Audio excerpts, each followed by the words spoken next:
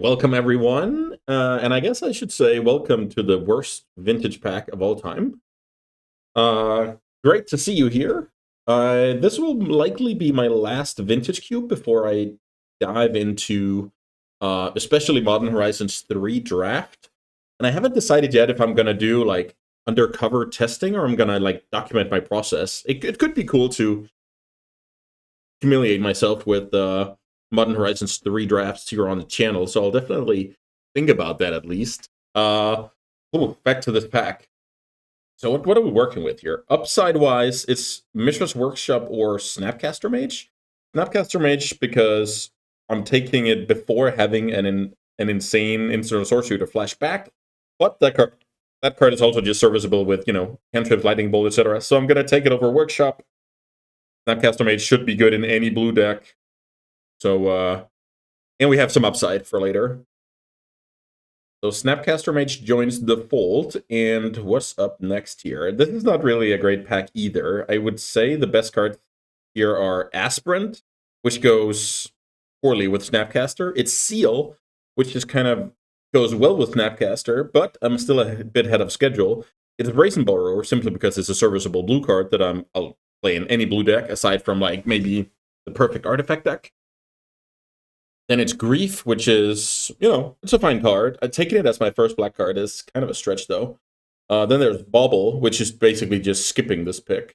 I think when it's all said and done, I'm going to pick Imperial Seal here. It has some upside, Ancestral Time Walk, Flash, stuff like that. So let's follow up with Imperial Seal. And here the best card in the pack is probably Preordain, which is nice for my first two picks, I guess. You could consider taking Undercity Sewers here to say, if I'm gonna splash black, I want my colors, but I think a cantrip is simply just too strong. Also, the cantrip can dig for the colors, so cantrips it's not fixing, but it's close to it. What else do we have here? I guess another good card in the pack is Skyclave Apparition, just great interactive card, but again, taking it as your first white card is not something I can advise. Wow.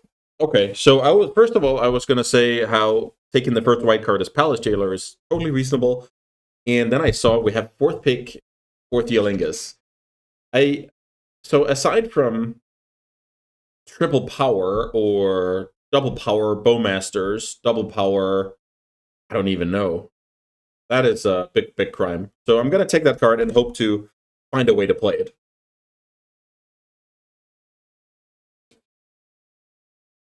Fourth Yolingus. Yeah, that card is just amazing. So now we have some work to do when it comes to actually casting that card. What do we have here? Sorry about that. I think I'm going to take the land that helps me cast Earlingus. A Naya land. Yeah, I think that's reasonable. What else are we going to do here? Let's say we didn't have the Earlingus, then what would we do? Probably just take Nathan and move on. Or Prophet's Memory, I guess. But yeah, getting a land at a relatively cheap cost that helps cast Yolingas is pretty cool.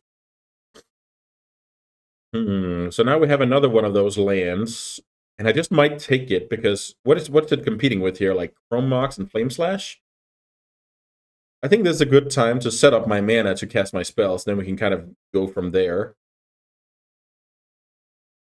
Red, white. Yeah, it's a bit weird, but I think it's fine. And then Seacrum Coast now over Flame Slash.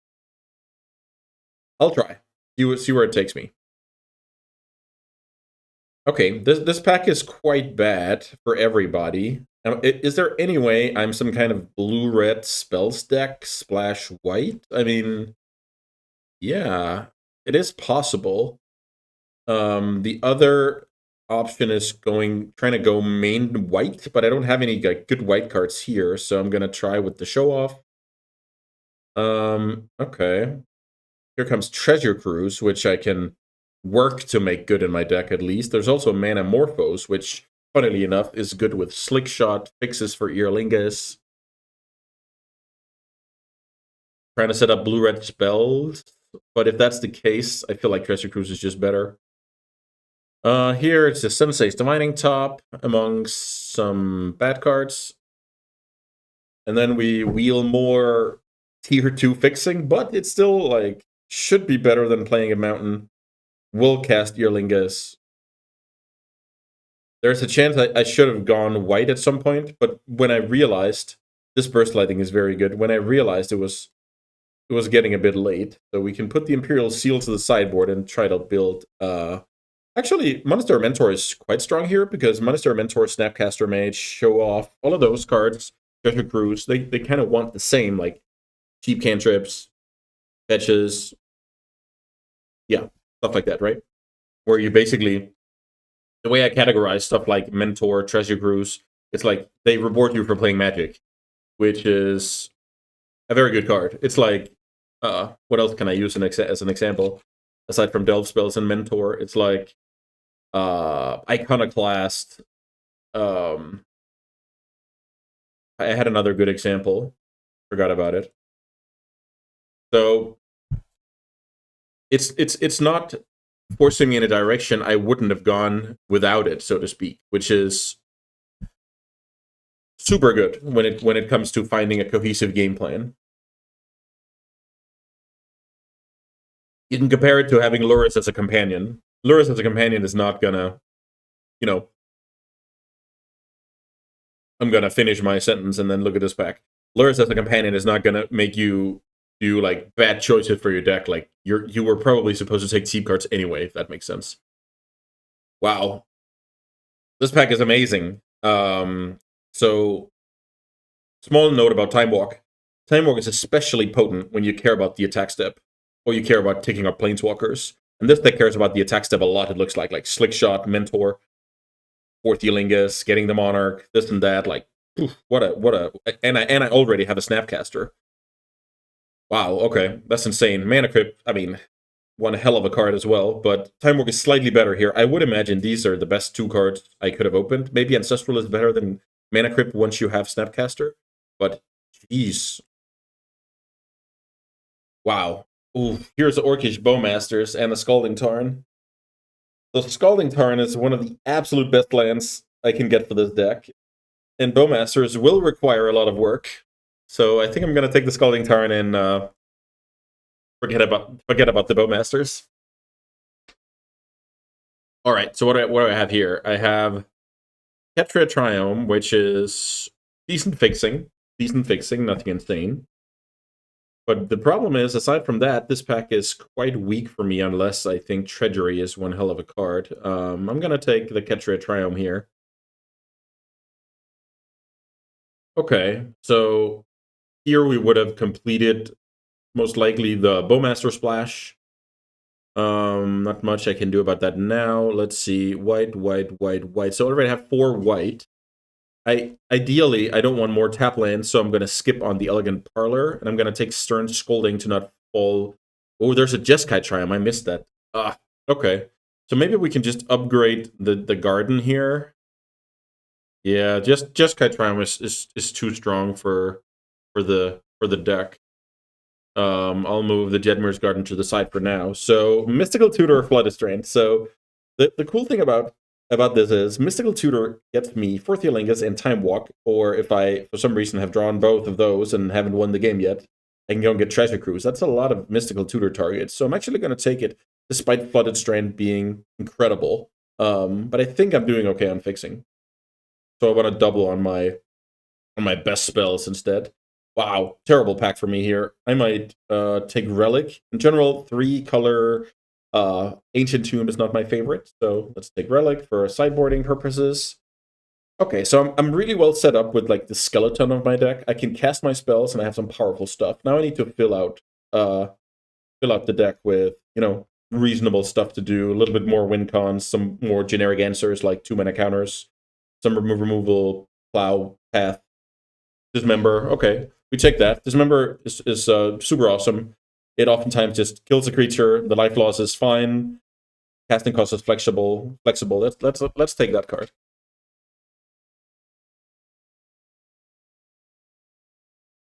Memory Lapse and Tundra. I think Memory Lapse is too important, but Thunder would obviously be insane. It would make Scalding Tarn into a tri-land. 1, 2, 3, 4. It would solidify my white. It's not easy. It's not easy. I hope I can get the Tundra equivalent later, be it Sacred Foundry, Plateau, Hallowed Fountain. Memory Lapse is too strong here. Here's Dak Faden. I mean, I play an Is It Spells deck that's trying to fill the yard for Treasure Cruise, dig for Ancestral, Power Snapcaster.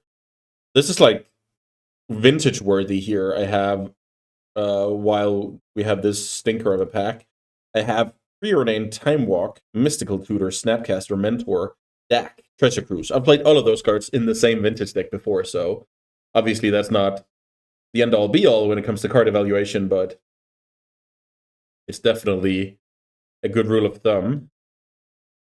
Would I play Watergrave Imperial Seal? I doubt it. So let's take this red-white land. I can take Thought Scour. I don't think Thought Scour is terrible once I play Slick Shot and Mentor, Snapcaster Mage, Treasure Cruise. Then at that point, maybe we pick up a Force in the last pack. At that point, Thought Scour has enough utility, let's call it that. I wouldn't call it synergy necessarily, but utility and potential upside that I'll happily play it. A cantrip card in my kind of prowess deck.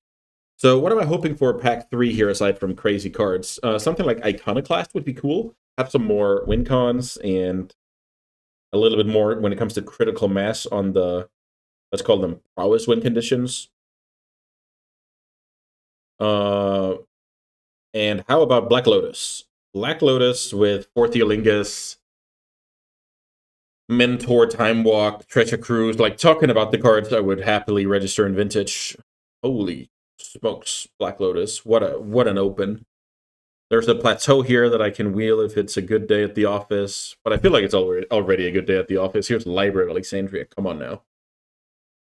I'm quickly getting into Trophy or Shame territory here. There's also a remain in that pack. Sorry for picking a bit fast there, but this is simply just amazing.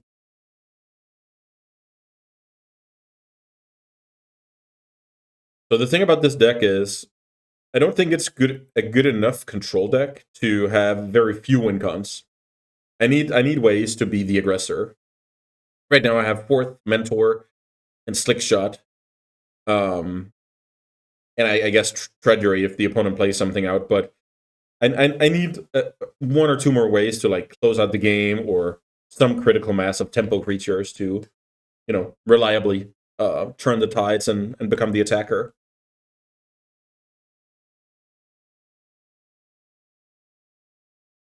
Yeah, this is something. 1, 2, 3, 4, 5. So I have 5 white sources, and I could choose to play the garden, but I hope I don't. Okay, so funnily enough here, I can choose between 2 5-mana cards. One of them costs 5 mana always. One of them you can split them up.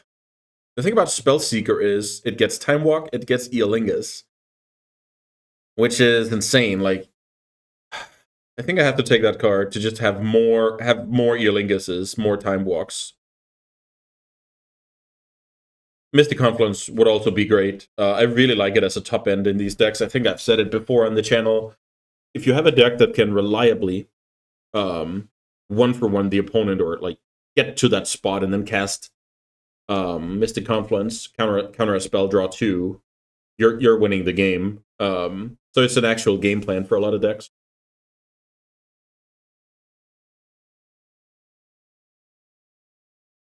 Yeah, this is definitely looking strong. So let's see. I have 24 total minus 8. So I'm at 16 playables right now. So I need to rattle some off for sure. I've spent a lot of time picking lands. Solitude. 1, 2, 3, 4, 5. Maybe Lotus. Maybe Jedmir's Garden. What's the alternative? The alternative is taking Skullclamp and doing what exactly? Not much. Okay, so I guess I take Solitude, even though it's hard to cast. I guess it's better than Staff of the Storyteller. That card is not amazing in this deck. I mean, This deck could change a lot just in the next 5 picks. Tinker I can't play. Counterspell that stresses my mana too much. But I think I'm just going to take Chart of Course here. Chart of Course is fine. It's like Preordain in the way that it kind of reduces your deck size and looks for the broken stuff. And it's even good with like Delve cards. Like keeps the engine running with Mentor and Show Off. It's just a solid card. I'm never unhappy to play that card. It doesn't look like much, but I think it's quite strong. Also, we have some tricks up our sleeves in this deck. Ooh, nice iteration here. That's a very, very strong pickup. Like, that's just a better chart, of course, basically. I pick it over Teferi, which would stress the mana a lot. Now that I think about it, it was possible to actually go... Should I think about that? Going blue-white, and then splashing red. I have more white for Solitude. And then take Teferi here. It's tough. I think I'm going to stay the course here with blue-red, but it's tough. Ooh, there's 5 mana Teferi. This is like Mystic Confluence. If you can get there without having lost the game, this card is very, very strong. So let's just take it. Here's the third path I talked about. Okay. Third path Iconoclast is basically exactly what we need to have enough win cons and also have enough like reward for churning with, you know, Thought Scour, Chart, of course, all of that jazz. Very, very strong pickup. I'm happy for that in the absolute last pack. Now I'm at 29 playables with 7 lands and a Lotus, so I will need, ideally, a spell or 2 more. Otherwise, I'm going to register some like main deck Relic, etc., which, you know, wouldn't be very strong. But yeah, Plateau, pretty awesome now that we got more white requirements from Solitude and Big Tef. Yeah, needless to say, I really like this deck. I guess we can get run over sometimes. But that's just how it is. So the best card in this pack is probably something like Oliphant, but maybe I have to pick a playable. I'm not sure. So let's see. Oliphant goes and gets tapped or Plateau. Yeah, I'll take the Ollie here. Ooh, can we play Dreadhorde in this deck? We have 1, 2, 3, 4.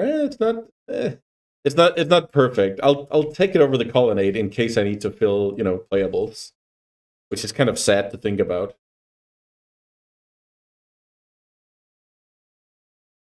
But I think it's acceptable. Like, play Relic. It's not the end of the world. This pack, I can take Brain Freeze against certain decks. I guess that will do something. Let's just say, like, the most grindy control mirror in the world, and we can kind of cancel each other out. Then having a card like Brain Freeze is useful. No More Lies. I guess I'd take that card. I would guess it's better than Arcanist and Relic, probably. Highway Robbery, it's kind of the same thing. Maybe we can play it. So, yeah, I probably play like this. We have to play a few stinkers in the end, but it is what it is. Let's see. This pile is 9. If I add 7 and I have a Lotus, some cantrips. Yeah, I like this. I like this. How much white do we have already? 1, 2, 3, 4, 5, 6. I just don't want more tap lands if I can help it. Maybe I want 1 more land. I can cut this counterspell or the robbery. The highway robbery isn't really anything special, but it could keep the engine running. Okay, maybe I'll try and cut that. I do have a colorless land, so that's why I kind of want 1 more land in the deck. So let's see. Definitely no swamps. So let's first of all, let's find out how much blue do we have and how much blue do we need. So 1, 2, 3, 4, 5. That's 9. That's 10 in a perfect world. Let's see if that works. How about white? One, I guess red first. Let's see. 1, 2, 3, 4, 5, 6, 7. So 1 mountain would be fine. I go to 8.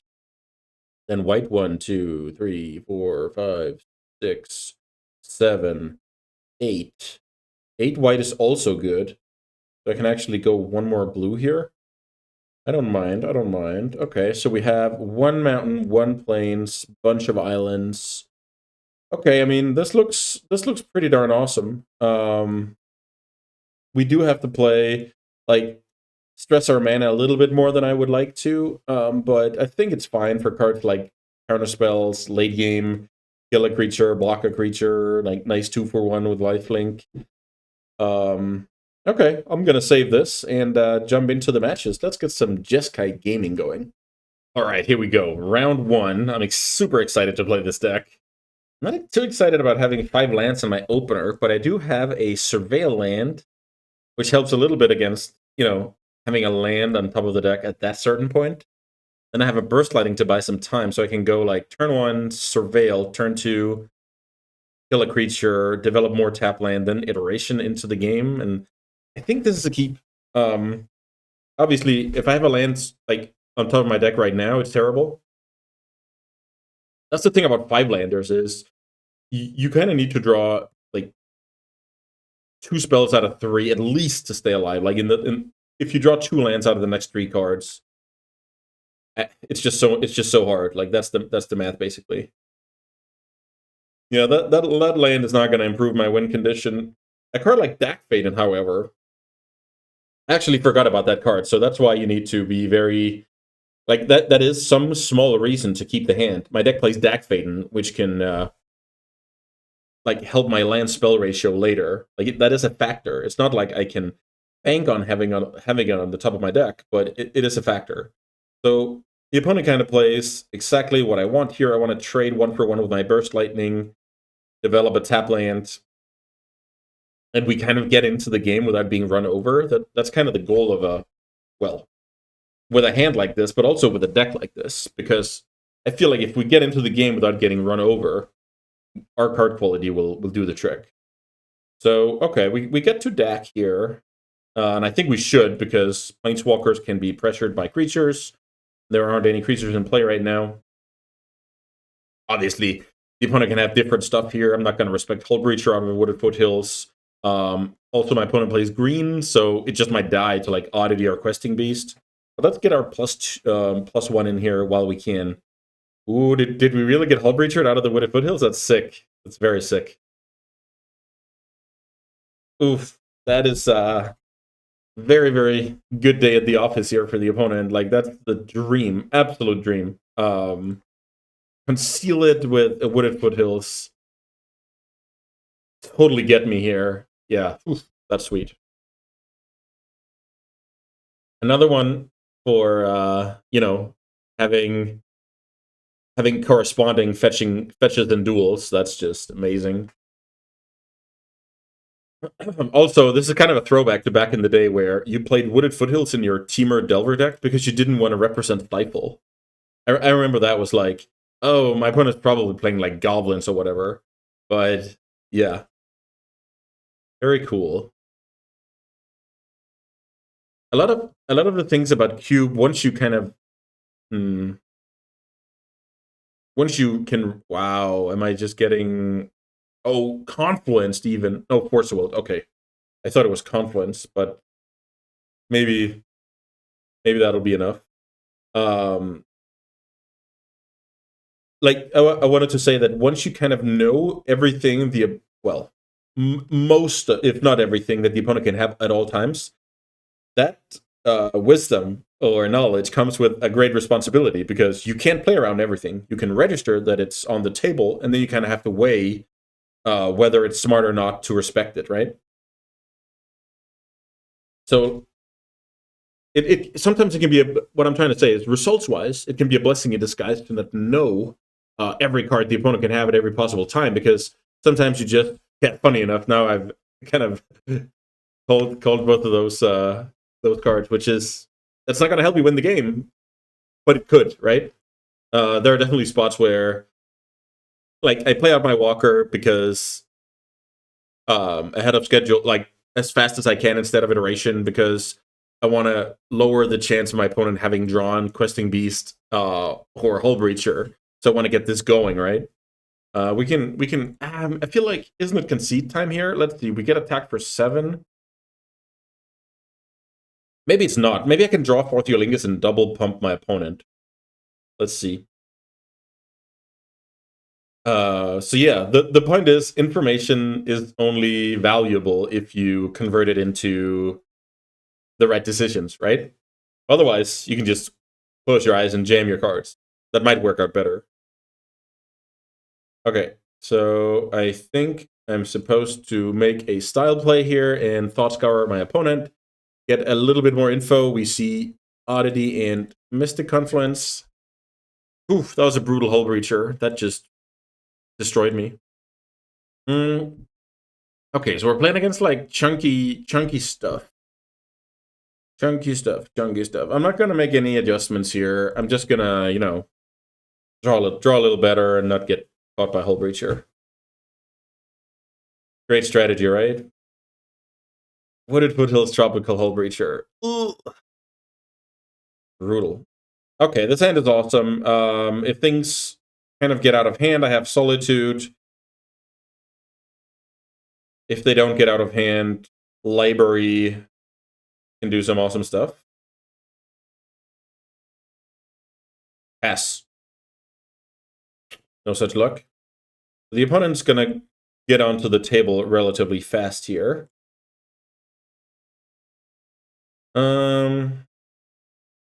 Let's get red and white mana into play.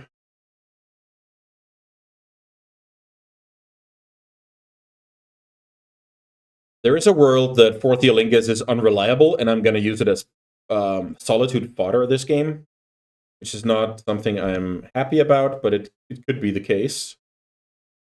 Let's see if the opponent can power out more stuff out of the Cobra. It looks like it with the way they're sequencing. Okay, the opponent's doing a great job here.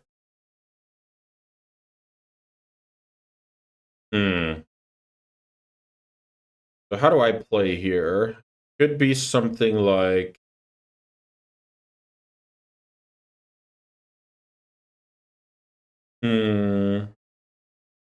Maybe play Parlor. Make sure I have a good draw next turn, or at least try. I like this card. So what I'm gonna do here is I'm gonna pass, and then on my opponent's draw step, I will kill, like after their decision on Library, I will kill the Cobra after going to 8 cards. Maybe that's insane. Okay, so I draw the card now. If my opponent has a Hull Breacher, I have to kill it with Solitude. If they don't, I let my opponent make their Sylvan Library decision, then I kill the Cobra. I think that's how I play. Because at this point, Fortheolingus is not super reliable. And I feel like with the Library in play, Treasury in hand, simply just prolonging the game is in my interest here. So the opponent takes some damage. So I'm basically trying to make my opponent drawing too many cards because they think they can explode with like Fetchline Cobra. But now I kind of throw a wrench into that plan. That's the theory anyway.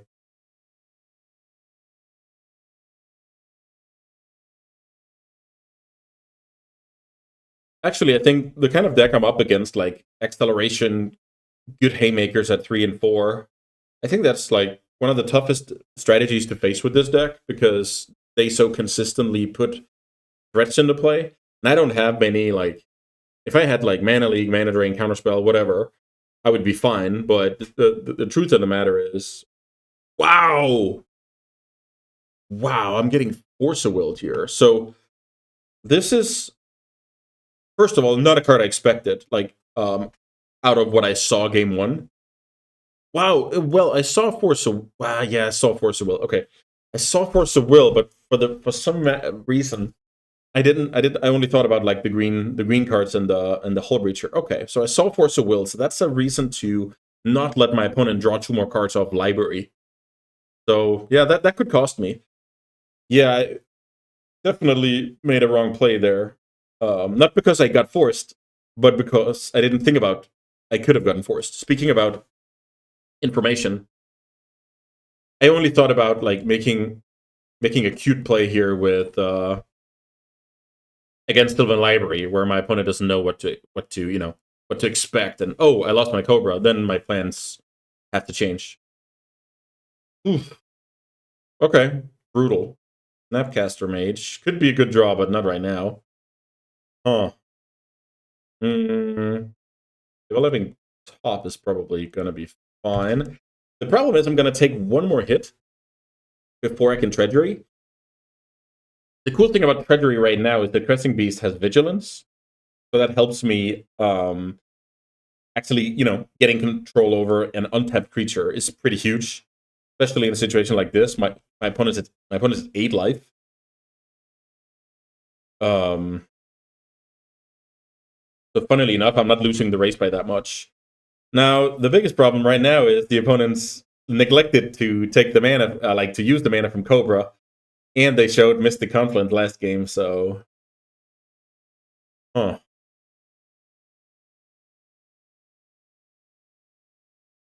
I kind of want to flash this Snapcaster down. Maybe it's insane. I'll try it and hope my opponent fires off the Mystic Confluence. Because if I can't resolve this Treasury, I'm losing the game.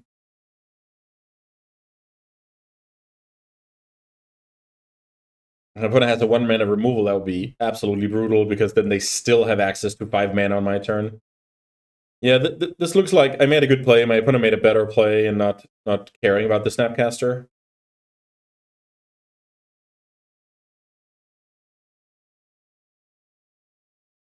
Let's see. Black.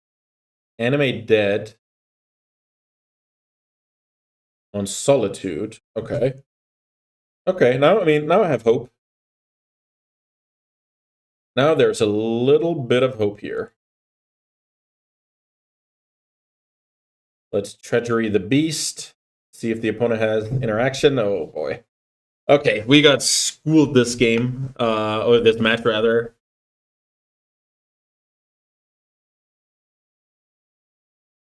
Yeah, oof, what a beating. The opponent did too much good stuff here. And I might have gotten a decision or two wrong. The draw step Solitude versus the upkeep Solitude, giving my opponent a chance to find the Force of Will for the tempo play.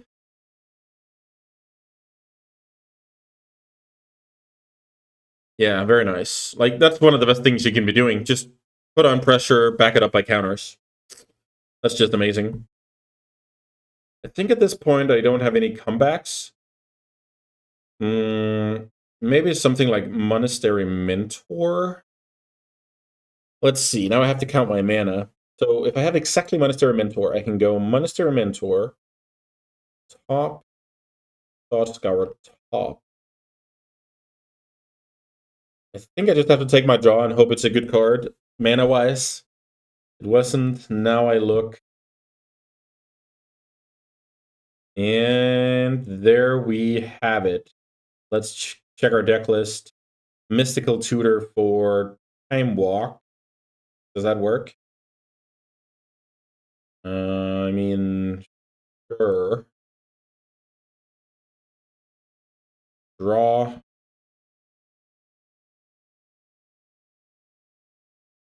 Mystical.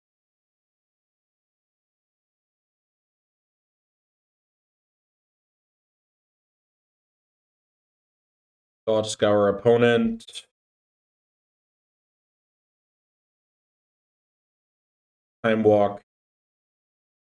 Tap land. Pass to myself. Worth noting is Orthialingus does not do the trick. And neither does No More Lies. So we can cycle Triumph, but that's going to be it. Okay. We got outclassed here. It's always... that's what happens. Like, was I lucky to draft Black Lotus and Time Walk, or was I unlucky to not convert from it? Who knows? It's not really relevant. In the games and the tools I had versus the tools the opponents had, I feel like I could have played a little bit better with the sequencing, but in general, I just got outclassed. And that's Magic the Gathering in 2024. It's impactful cards. If you miss a beat, you'll get run over. So let's see if we can salvage this for round 2. Don't go anywhere. All right, it's time for round 2. It's time to hopefully get a win on the board. My opening hand is pretty awesome here, even though it's unclear how I should play it. Okay. So reasons for keeping Black Lotus in hand, reasons for playing it out. Keeping it in hand helps my surprise factor, could be one thing. Helps my mentor, iconoclast. Keeping it in hand will be punished by cards like Duress, Inquisition, like Fast Draw 7. It's not a trivial question, I would say. Playing it out is like Dies to Ending, Portable Hole, Shield Breaker, Braid.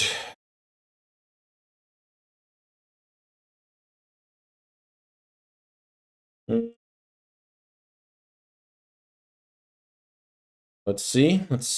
The Plains isn't very good here because most likely I want to go like iteration from 2 lands, but that's not really possible with Plains. Yeah, I need both blue and red here. The opponent opens on library, so I could have my hands full here. Could be a...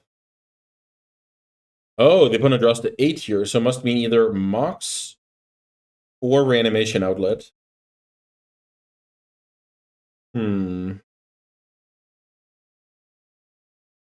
guess let's time walk here and hope to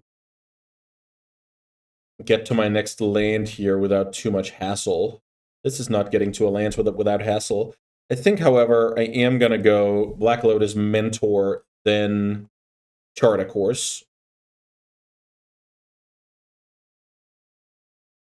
And if I hit a land, I can also untap land, rather. I can develop a top for more tokens. Draw 2, discard 1. The opponent has to dismember? Nice. Oh, they don't. Okay. Okay. Island, very nice draw.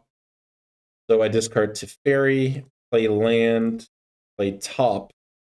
And now at least if Mentor gets killed, I have double Monk left, which is not nothing. With the hand I have here, that's definitely not nothing.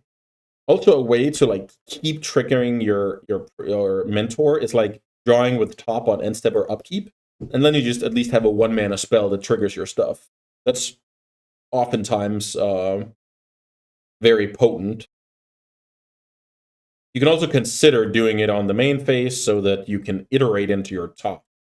That's probably what I'm gonna do here. I haven't decided yet. Okay, Watery Grave. That's definitely a land that allows for some brokenness. Let's see. If we get to untap with the Mentor, I'm extremely confident that we can race out this library. Okay, we don't.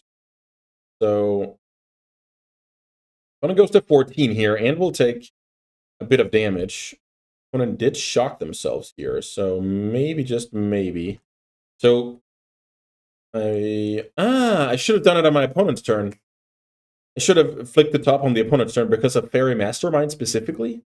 Fairy Mastermind says if I draw 2 cards on the same turn, and it's better than to split it up, so I draw 1 extra card on my opponent's turn. Well, 1 in total, right? So, yeah, I should have done that.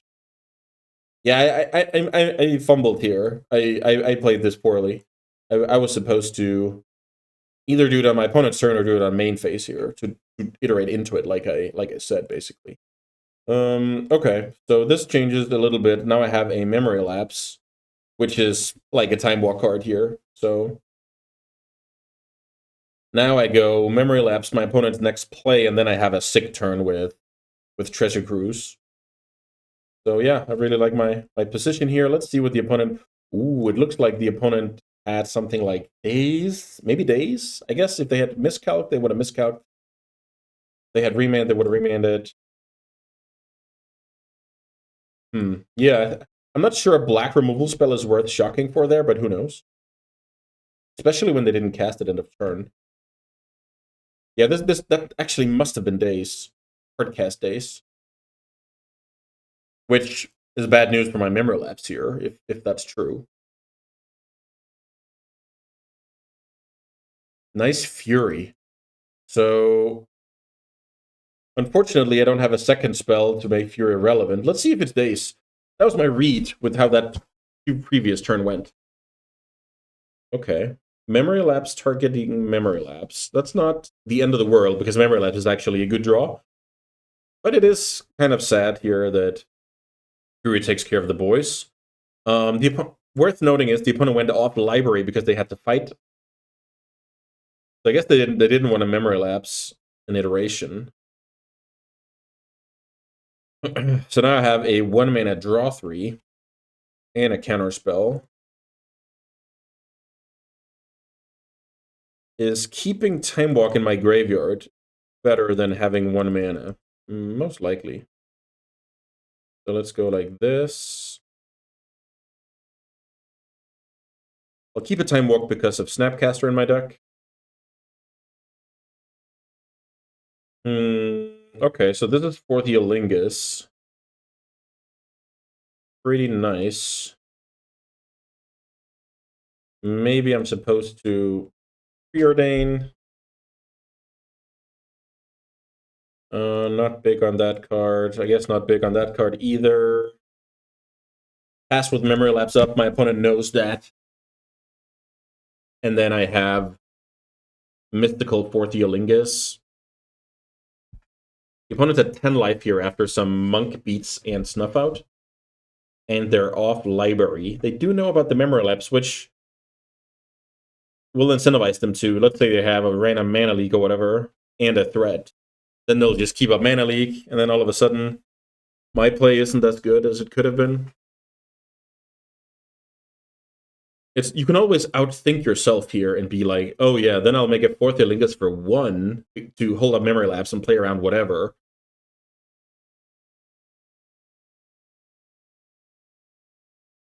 So now the opponent's down from blue mana, which could be good.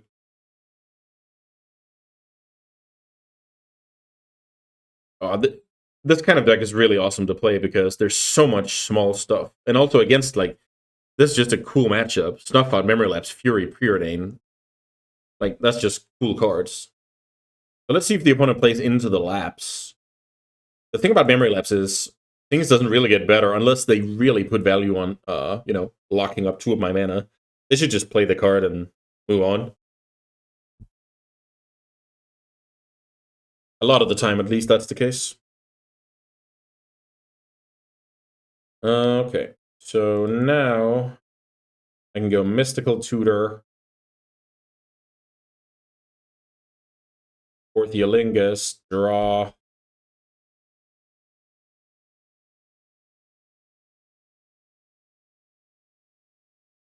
And now I can consider, let's see, if I make 4 guys, I'm actually only going to make 2 guys here. I think holding out that lapse is very, very valuable.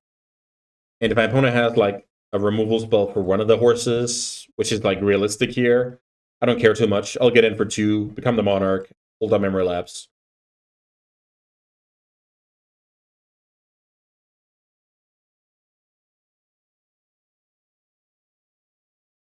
So I could have gone for more damage here, put my opponent to 2, then I lose to some stuff like Harvester, Sweeper. I guess I don't lose, but the advantage of doing this, I was very happy with.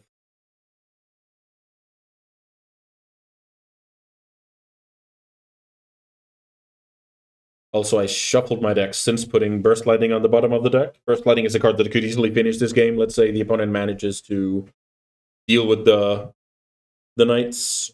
Shallow Grave on Fury, which would kill my board and take the Monarch. So, I mean, you have to try again. I don't like that. Shallow Grave is actually a pretty clean answer there. Let's see. This could be like normal reanimation, and I just get smoked by this Fury. Frantic Search into it. Yeah, okay. Wow, the opponent had some sick counterplay here. Shallow Grave on Fury. is very cool. Kill my board and become the monarch.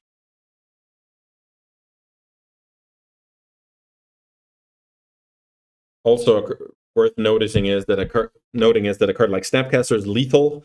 Snapcaster, 4th Theolingus, attack for 6, will win the game.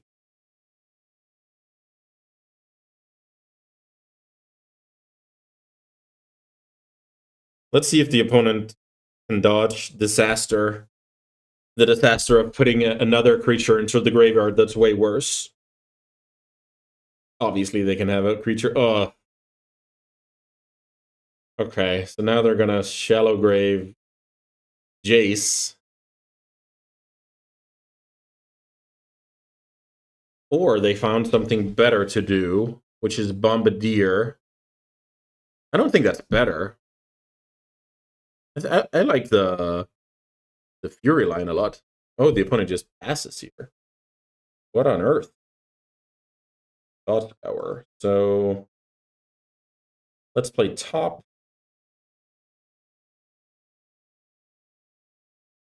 Let's activate. A lot of cards here just win the game. Yes. Draw.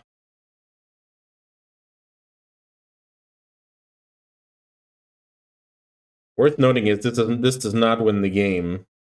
This is more like trying to put extra insurance in play. This does not untap the creature, only the lands.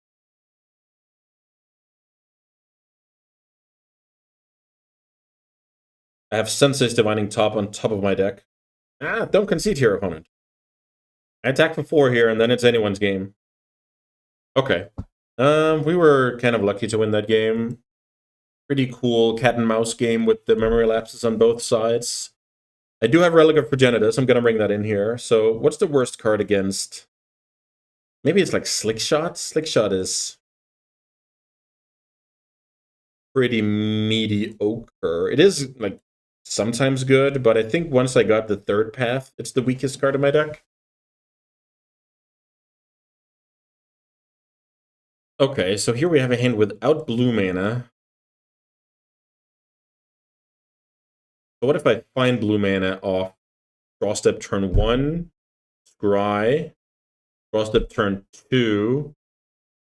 Yeah, I have a lot of looks. I'm actually going to keep this hand because I have... If I find my blue source for turn 2, I really like my spot. And if I find it for turn 3, I still think it's serviceable because of Spellseeker Time Walk. And I'm at G. I rip the island on the first possible draw. Yeah, I think 4th land is good here. Speaking of 4th, if there's any good situation for it, I can Mythical for 4th Theolingus and do some good things. The bad part of that plan is if the opponent goes, just puts a random creature into play now, they don't. Okay, now I like my spot, because once you get into a situation where you get to, like, the board is clean and you get to like cast counterspells on my opponent's 3s and 4s, then that's definitely a good spot. Bombardier. Maybe we want that card gone for good. That card seems very strong. No More Lies, even with the exile.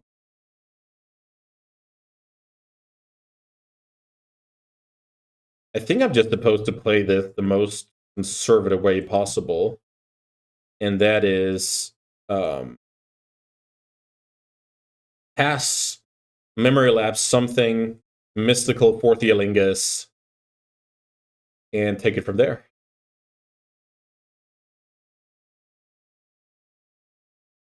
Okay, the opponent passed the turn, and I'm not in a hurry here, so I'll just go Holy Font Cycle. This seems like a good time to develop a tap land, because I kind of just hold up the same 3 mana as the previous turn. Treasure Cruise will be good later. So now the cool thing is I have my 5th land, so I can go into what I call Time Warp mode with Spellseeker, which is cast that card at the same time. I think I'm good here. I'll hang out here and see what happens. I think if I Spellseeker and walk here, I'll be in good shape.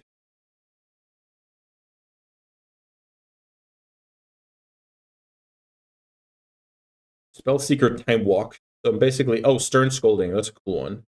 I'm gonna let that happen. Pass. Okay, that was a good one from the opponent. I would have loved to have a Time Walk in the hand, ready to go. Walk, snap, walk. But not this time. I respect that. Stern Scolding is actually awesome against my deck. Like Snapcaster, Iconoclast, Mentor, Spellseeker, all of these very impactful creatures. And you trade so well on mana with that card. That's like an undervalued aspect of Magic, because the rest have gotten so good. Like how to trade efficiently on mana. I think that should be talked about more.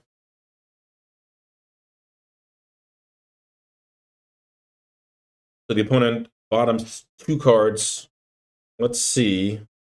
I have a feeling they'll shock and pass, and this game will be interesting. They didn't. Okay. So the thing about this is, if I mystical for Earlingus, I can make 3 guys, sure.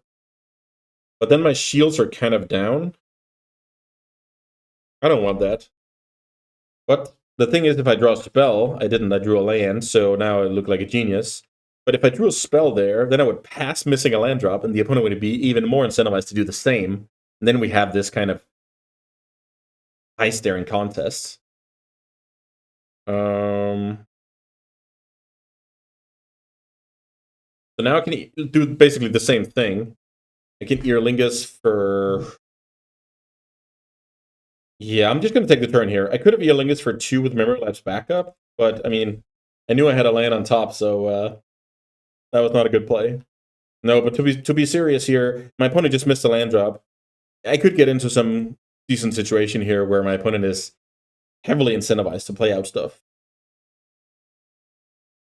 Now they're at 7. It's kind of the same thing. If I can keep throwing a land, I'm a genius. Yeah, I'm just going to pass here. Then either my opponent draws the land, which would be annoying, or they start playing spells, which is what I'm hoping to accomplish. Pretty nice. I like this kind of game. Okay, here's a Mox. So we're both holding up counters or representing counters. Yeah, sure. Expressive Iteration, that's a card that's just fine to jam. Hopefully I find a land here. If I find 3 spells, it could be a bit awkward. Let's see. Untap land would be awesome. Then I have double counter, Lapse, Snapcaster, Normalize. Basically, we're both trying to find the perfect spot to... Maybe. Wow. We're both trying to find the perfect spot for, doing meaningful stuff. So, I can only get 2 of these cards. Maybe I'm supposed to get land Time Walk. Because I can tutor Earlingus later. That's so funny. So...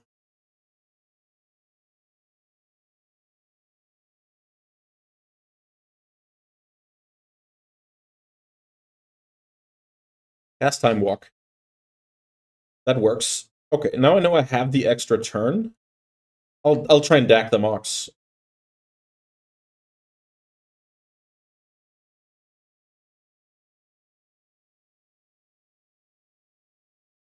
Time Walk Earlingus land. More or less the perfect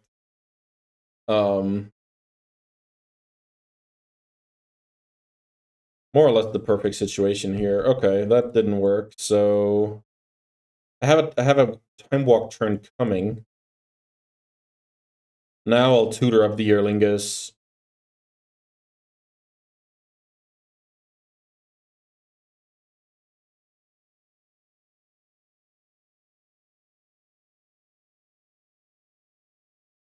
What happens here if I go Snap Time Walk, then 4th Earlingus? I think that's the best thing I can do here. Snapcaster. Time Walk. No, I messed up here. I messed up. Because if the opponent has double removal, Ah, I'm an idiot. So let's time walk. I feel like, yeah, I played this poorly. So I'm not gonna... I'm gonna play this a bit differently now. Ah. Yeah, I was supposed to fourth healing as first attack, then Snapcaster Time Walk. I mean, I'm sure this is fine as well, but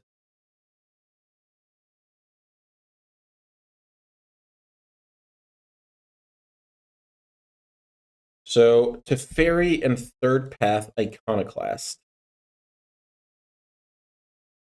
Both are incredible cards.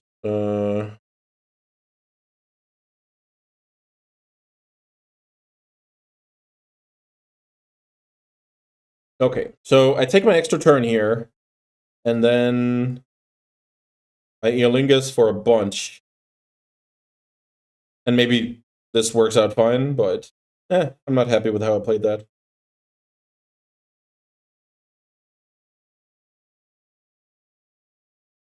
For Eolingus, hold up Memory Lapse. A Test the Strategy. I try and attack for 12. Force of Will, that's actually amazing. I really, really like that's cool. That makes this game interesting. Because now I have to Memory Lapse that card, and the opponent can maybe do broken things, who knows. The cool thing for me is my opponent's drawing Force of Will, which is going to be a terrible draw. I'm actually going to overthink this a little bit and go stay back with the Snapcaster Mage.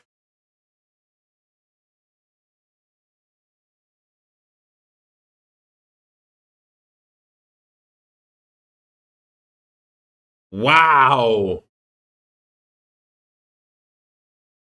Fire Covenant. First to stabilize. Opponent draws the Force of Will. The opponent managed to find a spot where we have a game here. That's amazing. Oof. That's amazing. Now, spot removal for this. Force of Will for that. The opponent's a Shallow Grave deck.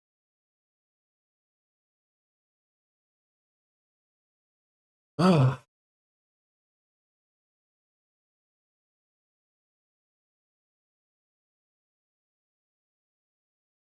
Something kind of went wrong here. Flash? What on earth? Flash Triplicate Titan.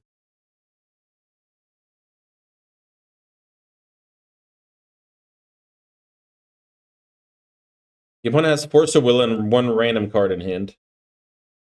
I feel like I should crack this Relic on my opponent's upkeep. Because I don't want to give my opponent timing to find Shallow Grave, and I need to dig in my deck here to have any chance. Wow. Oof. This is one of the best games that I've had in a while, because look at all these tools. Draw 3, double extra turn, counter. Fourth healing is for 1,000,000. Beautiful, beautiful stuff. Now I get attack for 9. The flyer is annoying. The opponent has a Force of Will.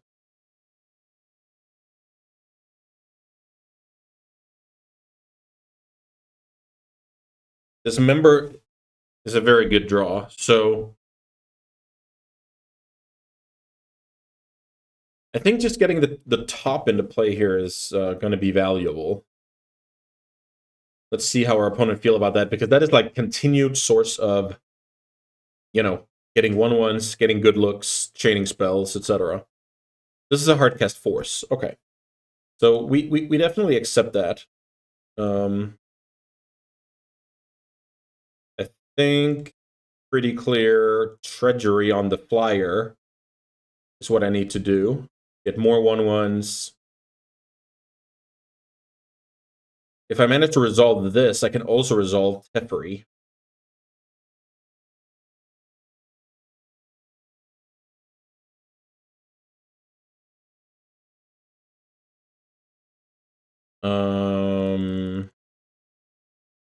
Let's go to Fairy, make another 1/1.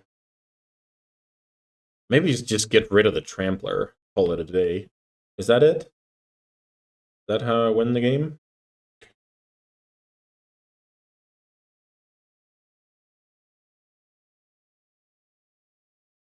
Maybe just get rid of the Vigilance guy so I can attack.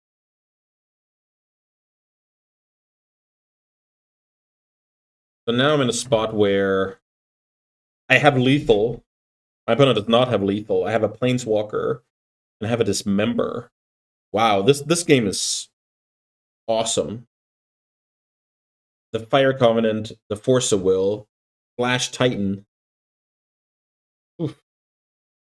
Magic the Gathering is a beautiful game. Frantic Search, sure.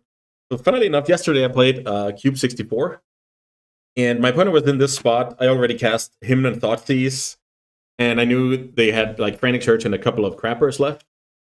And my opponent Frantic Search into Black Lotus Underworld Breach and just killed me with the Brain Freeze that I hymned away earlier. That was huge. So I have deep respect for all draw steps and all draw spells in Magic.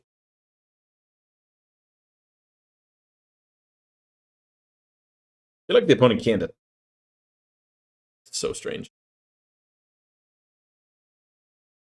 Should I feel like I should try and kill it? Go to 6. And if my opponent has the memory lapse, I'll block it. Let's see. Okay, the opponent passed there. Let's draw a card, see what's going on. Thought Scour, nice. So what can happen here? Something like no, not cryptic. I don't know what can happen. I'm trying to debate whether to play Mentor out first, because if my opponent has something crazy on the attack step, then at least I have Mentor in play when I cast Thought Scour. Is that even an argument?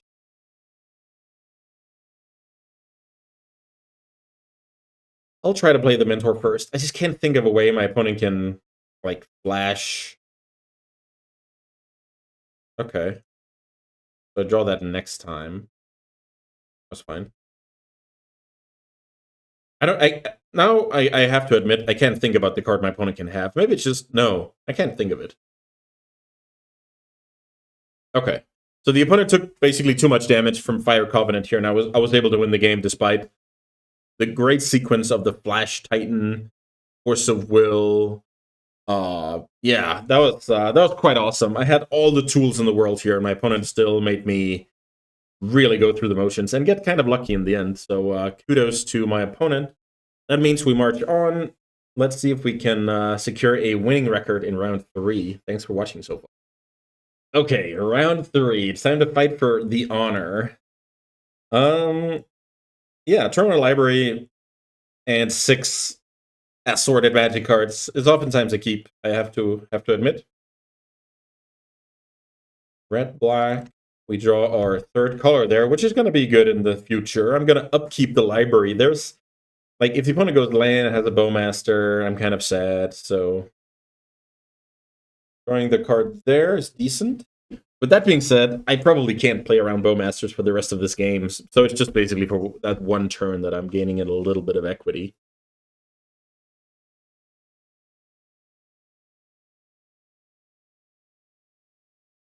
Let's see if the opponent's sneaky Reanimator, aggressive deck, splash black, or whatever is the case.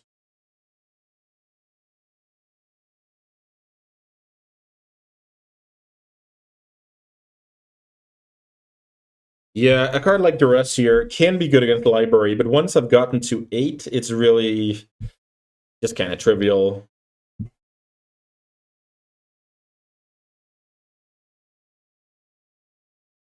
The opponent can take Memory Lapse or Treasure Cruise. They should probably take the 2-mana counter, to be honest. If I get into the late game with a big graveyard, I'm probably winning this game. The Treasure Cruise is not what can move the needle right now, in my humble opinion. Obviously, I don't know my opponent's hand. Memory lapse hits the bin.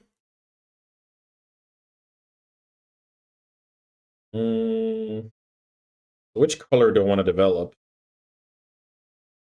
I have 8 here, so it's probably plateau because I can have exactly burst lightning on top of my deck.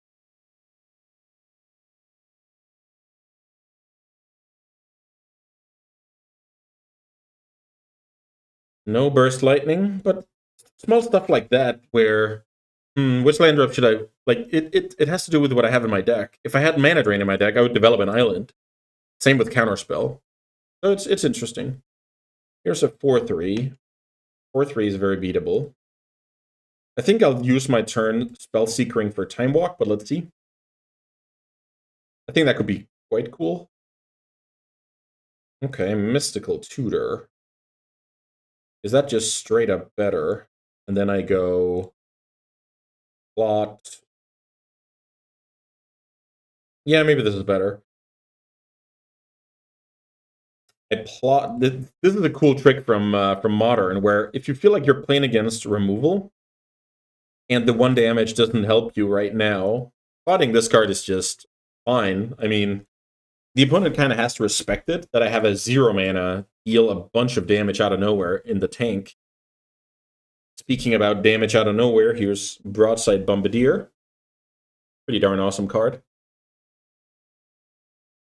So what I'm curious about is, can I get to a spot where I can get to a cool spot here with Slickshot.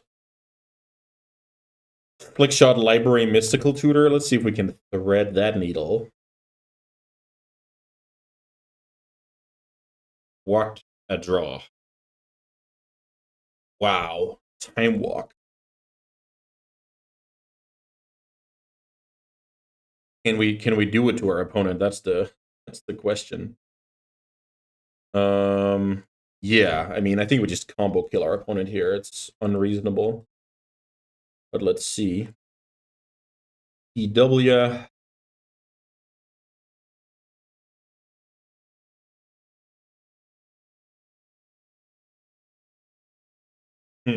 Let's see.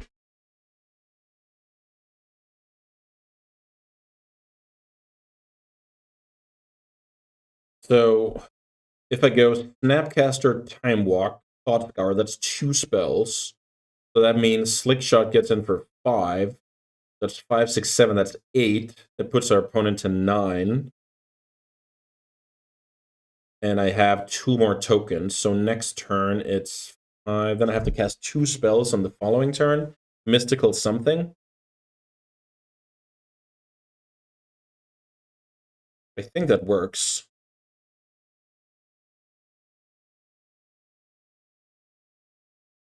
I missed. I don't have triple blue. Eh?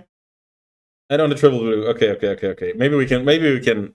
No, I Star Scarred myself. Oh my god. Okay, so I hope I don't hit my my burst lightning. I guess I can just Snapcaster then. Okay, let's see. I don't deserve this. This is like sloppy, super sloppy play. Ah.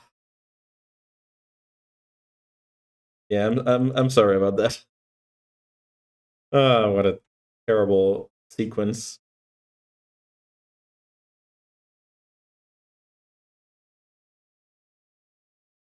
Yeah.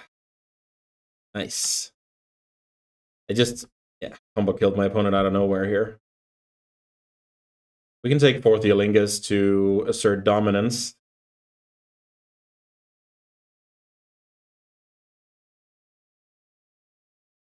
What a kill.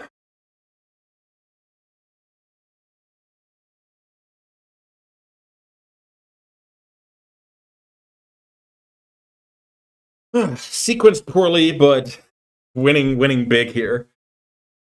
Sometimes you have such good tools that you don't have to play well. But let's see if we can play well anyway. It's not really. I hope it's at least entertaining to see me play poorly and just crush anyway. When I play Magic, I strive to play my best. I'd rather play perfectly and lose than play like crap and win. So I don't feel good about those. But yeah, that was absurd. Like this is basically where a card like Slick Shot, it puts the opponent's life total to 0, but all of the other stuff that was going on there, like I was doing good, right? If I don't have the Slick Shot and I can't kill my opponent, I most likely have to something like Mystical for Burst Lightning, just kill the Bombardier and make a big board with tokens. Maybe that's fine.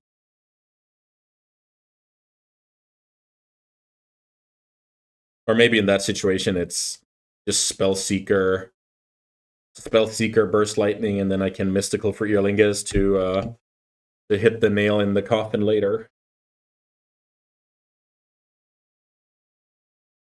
Yeah, that was the brutality for the opponent.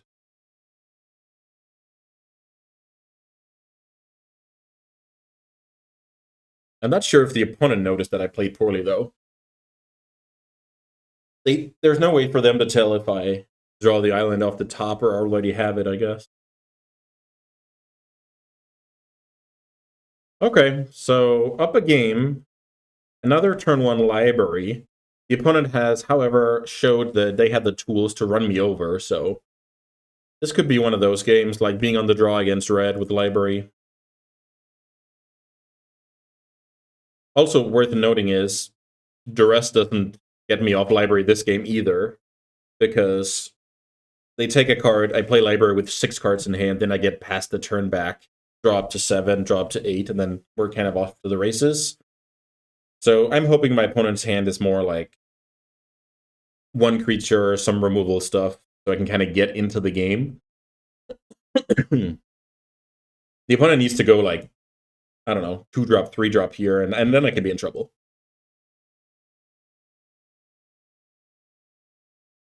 First Lighting is most likely one of the best cards in my deck to draw at this point, because that means next turn I can draw a card and kill a creature, and that highly favors me with an active library.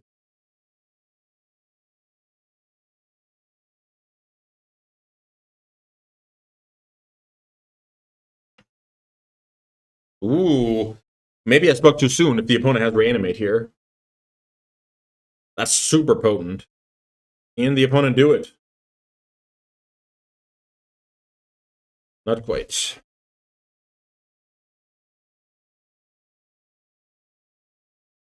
Draw. Develop Vantage. Those lands are not good draws, but I like the Burst Lightning a lot.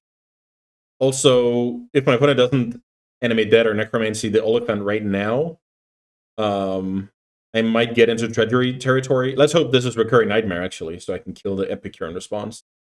Bombardier, okay. So I get to, speaking of trading well on mana, I get to like sit here and activate my library while killing a 3-drop with my Burst Lightning. That's insane. The next turn, I'm holding up Memory Lapse, drawing an extra card, not under any pressure, and I'm building up towards the Treasury my opponent knows about.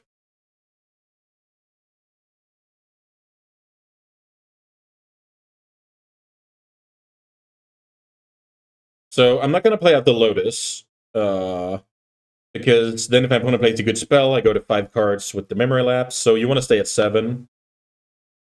If you can stay at 7, interact once, untap, draw another card, like, that's just a recipe for winning the game. But let's see. Memory Lapse doesn't deal with anything permanently, so... Okay, the opponent's just filtering the hand here. But they still have an Oliphant in the yard that... I guess I have Treasury now.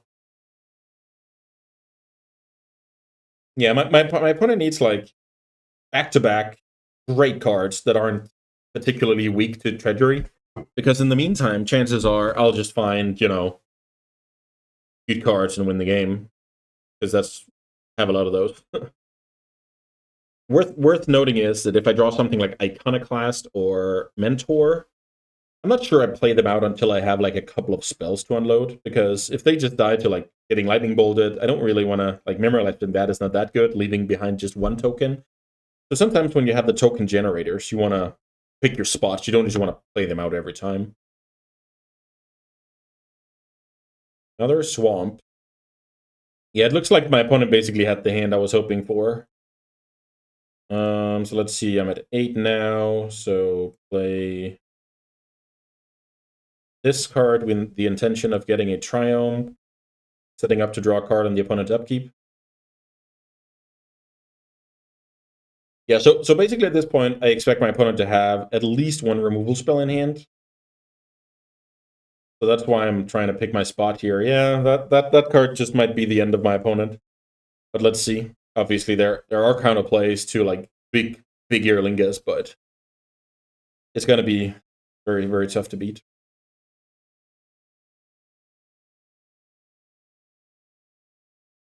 Let's just imagine I get to Wasteland on Library. The damage is already done, I would say. But let's just say I get to like time walk my opponent here with Memory Lapse, tutor for Earlingas, make a bunch of guys. Then it's just trivial to win, I would say. If my opponent does not tap out, I have to respect something like Fire Covenant.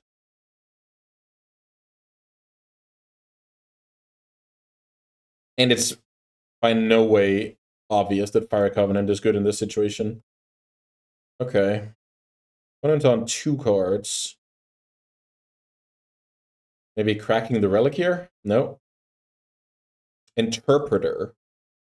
I think this is my clue to go. First of all, let's crack this first. I can't remember if I have a better land than an island to get. I need to get island because I have to lapse in Mystical Tutor. Okay, basic island is fine.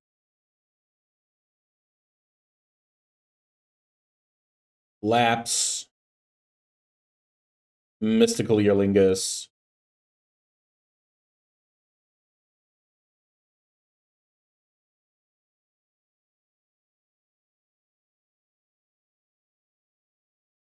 Land. Lotus.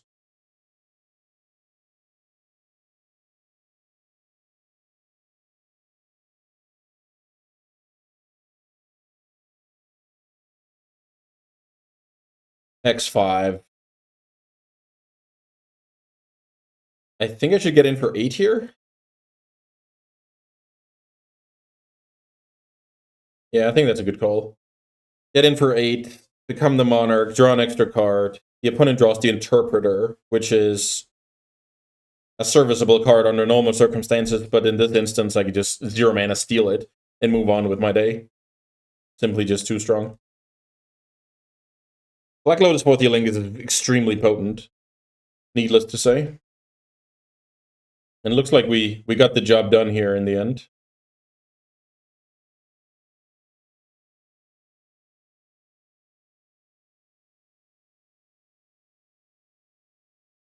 Perfect timing on the Treasury, like delaying the Interpreter, now 0 mana stealing it.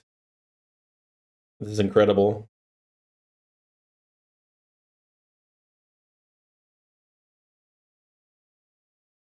Now I can fourth Eolingus. Oh, sorry. that would be cheating. Now I can expressive iteration. So I can put the Fairy in hand, Oliphant away, Seeker into exile. I can then seek for a time walk, I guess.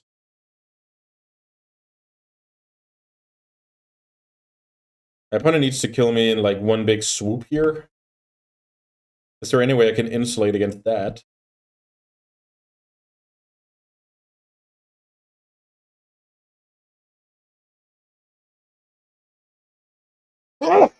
Excuse me. Opponent draws a card there. Then they have a draw step. They can also cash in the Relic or cash in another clue. And then they have to put together some pretty insane stuff. Like, Hasted Emrakul kills me? I'm at 15? Okay. The opponent didn't want to see any of that. Yeah, Hasted Emrakul, that's more or less it, because all the other Eldrazi I don't die from, and I can just sack some lands for some tokens. Okay, this deck was pretty sweet. We got annihilated round 1 by like good curve, good backup disruption out of the green deck. And then from there it was I didn't do the deck justice, I would say. I didn't play perfectly, but the deck was so good I didn't have to play perfectly. So yeah, just great day at the office. I got insane opens. I managed to draft fixing so that I could support more white cards without problems. And I mean, the first pick Snapcaster, it worked out this time, but it was one of the less good first picks, I would say. Okay, that's going to wrap up this video. As I said, most likely I'm not going to be playing any more Vintage Cube for the foreseeable future, because I have to prepare for the Pro Tour, and I haven't really decided what to do with content in the meantime. But what I'm leaning towards right now is that once I get like some practice in with the Modern Horizons 3 drafts, I'll start recording some of those, and you can kind of get a look in on my PT testing. Maybe that's cool. Yeah, in the meantime, take care. Thanks so much for the support, and I will see you next time. Have a nice day.